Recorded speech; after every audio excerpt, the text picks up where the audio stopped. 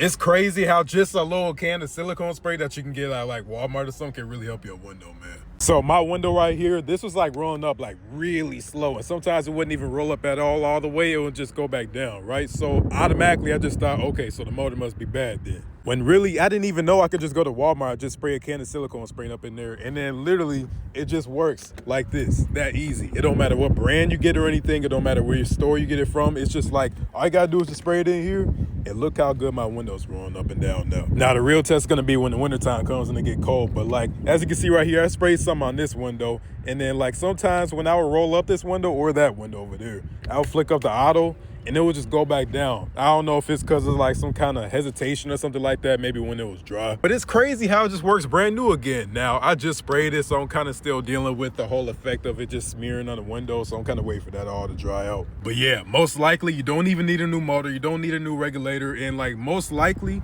all you need to do is just get you a can of silicone spray, and then just put it up in the window, kind of get it right next to where the window glass is, and you should be all right.